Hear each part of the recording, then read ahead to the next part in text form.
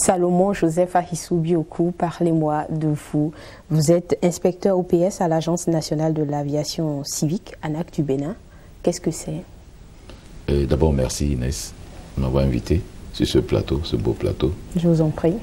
Et inspecteur de l'aviation civile, opération. Je suis allé un peu partout dans le monde inspecter des avions. En Serbie, je suis allé au Mexique, je suis allé à Phnom Penh, au Cambodge. Donc je joue lorsqu'il y a une compagnie aérienne qui veut exploiter la destination Bénin, et l'aviation civile est tenue d'aller voir la navigabilité des avions qui vont se poser à Cotonou. C'est pour protéger nos compatriotes. Voilà. Et vraiment tous les avions qui arrivent sont inspectés Oui, on va avant qu'ils n'arrivent. Ils sont inspectés depuis leur base opérationnelle, également une fois qu'ils sont en escale ici. Ça nous permet aussi de voir si l'équipage qui est à bord est en règle, c'est-à-dire ils ont la licence à jour, leur visite médicale et autres. Mais ça, ce n'est pas mon boulot. Mon vrai boulot, c'est que je suis pilote de ligne. Pilote de ligne où j'ai plus de 10 000 heures de vol. J'ai fait ma grosse partie de ma carrière, ma grosse partie à Air Afrique. J'étais commandant de bord. Et donc, j'ai fait plus de 27 ans à sillonner les cieux. Et également, ça m'a permis, avec ma position d'inspecteur opérationnel des opérations, de faire environ 125 pays dans le monde. Comment passe-t-on de pilote à inspecteur opérationnel? Nous, on est pilote, commandant de bord avant d'être inspecteur. Nous ne sommes pas permanents. L'ANAC nous sollicite pour une mission donnée en Afrique du Sud. Et dès qu'il y a une compagnie qui dit « je vais exploiter la ligne vers Cotonou », nous allons aller voir quel type d'appareil.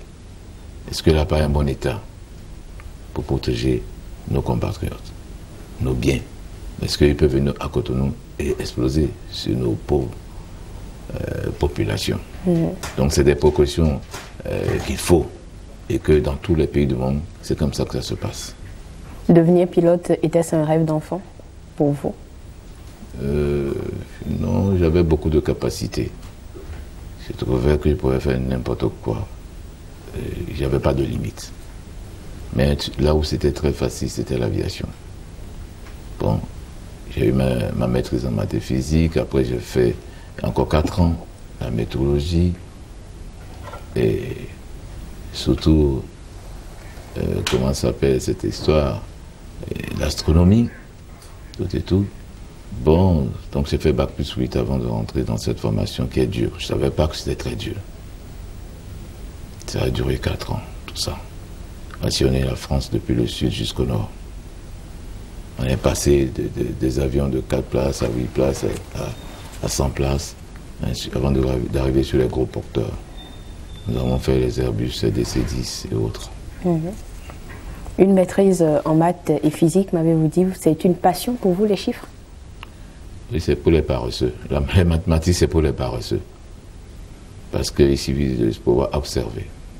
Au fait, il faut avoir une grâce de compréhension rapide. Parce que dans l'aviation, on fait des calculs mentaux. Malgré les ordinateurs embarqués, il y a beaucoup de calculs mentaux, ça te sauve. Ça permet d'avoir une approximation et savoir quand on te donne quelque chose, tu peux apprécier rapidement, parce qu'il faut agir vite. Vous avez eu souvent des sueurs froides en pilotant vous-même? Oh, sueurs froides. Généralement, les sueurs sont chaudes. Non, je veux dire par là, il y a eu des moments où, je peux dire, l'Éternel s'est imposé à nous. C'est pour pouvoir connaître qui est plus fort que nous. Et c'est là qu'on a appris beaucoup de choses, à être humble. Parce que tout ce que nous savons, c'est que nous ne savons rien du tout. Tout ce qui est valable à 2 dimensions, c'est-à-dire sur la Terre, lorsque vous passez à 3 dimensions, ça a d'autres valeurs, d'autres repères. Il faut beaucoup de sagesse et de grâce pour rester en vie dans ce métier. La compétence, certes, permet de rassurer, mais il faut plus. L'une de vos sueurs chaudes, racontez-moi, un jour, en pilotant, est-ce qu'il est arrivé quelque chose? Vos calculs n'ont pas donné ce qu'il fallait? Non. L'avion, vraiment, est plus sûr que la voiture. Mais surtout, ce qui nous cause plus d'ennui, c'est des fois la météo. Le stress devient énorme.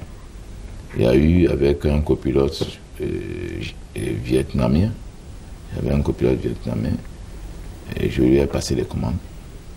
En fait, lorsque le copilote pilote, c'est sous la responsabilité du commandant de bord, même s'il casse l'avion. Lui, s'il n'est pas mort, on le libère. Mais le commandant de bord est plutôt arrêté. Et s'il vient encore, il vaut mieux mourir que vivre. Alors, nous avons eu vers Douala, orage.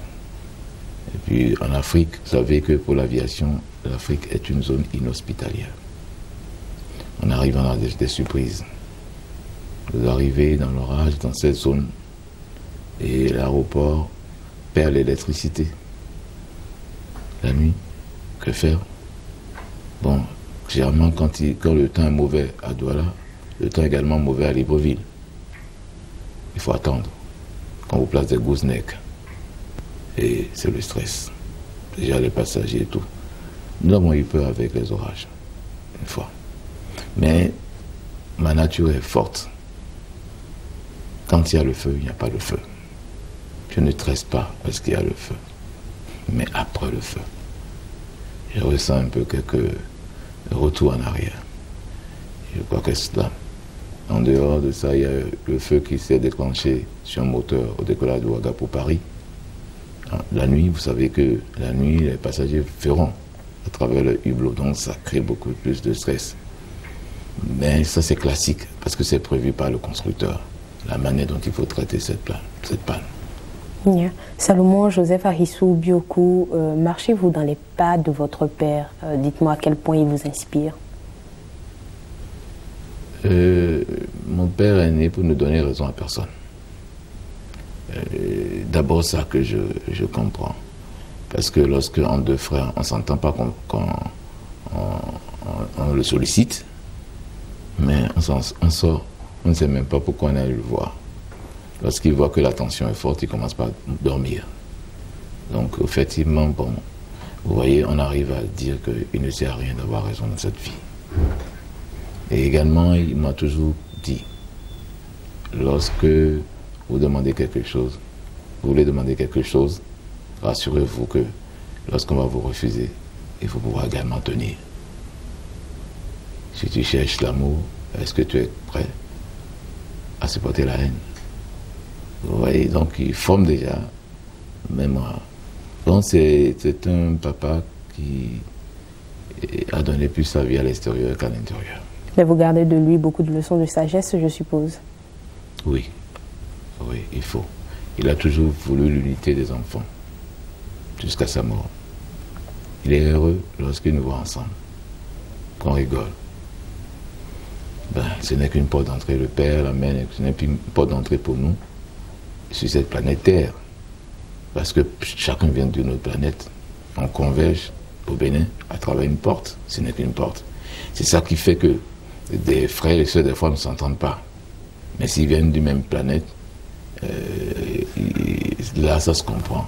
Vous êtes originaire de Lomé, vous connaissez certainement les galettes faites à base d'huile rouge, souvent consommées avec du poisson fumé ou du coco. À quelle image ceci fait-il appel dans votre esprit? Est-ce qu'en parlant là, je vous replonge dans un contexte lourd de souvenirs? C'est vraiment bien cette question. Mais seulement, je n'ai pas vécu longtemps chez moi. Ce qui fait que je comprends moi-même correctement la langue. Quand je parle goût, c'est un peu tout faux. Alors ça me fout le complexe. D'ailleurs, en retournant au Bénin, j'ai vu qu'il y avait des mots nouveaux, tels que béroué.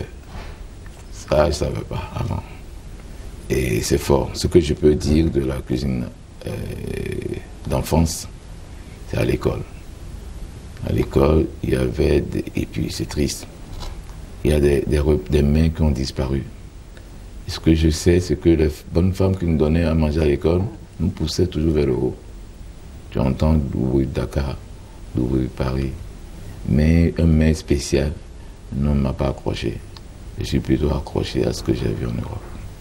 Parce que j'ai vécu là-bas. Moins de 30 ans, mes enfants sont là-bas. Et vous aimez bien manger quoi?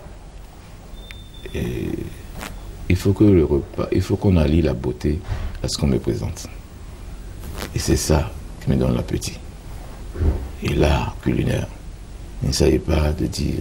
Bon, si je dois parler, je dirais, bon, j'aime bien les crudités. J'aime bien le poulet, pas plus. Pas la viande.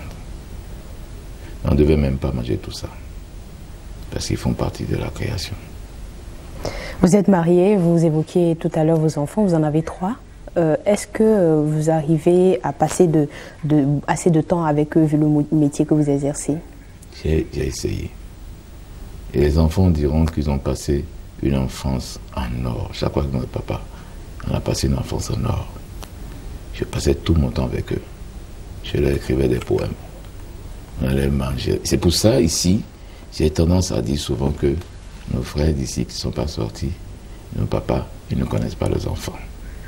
Connaître l'enfant n'est pas l'habiller, le trouver où dormir, donner à manger. Il faut aller dans sa vie. Il faut se promener avec lui. Il faut s'habiller un peu de temps en temps comme lui. Il faut aller jouer avec lui. Vous allez recevoir beaucoup. Et les enfants m'ont beaucoup donné. C'est des lumières de leur génération. Salomon Joseph Ahissou Bioko, merci de m'avoir parlé de vous.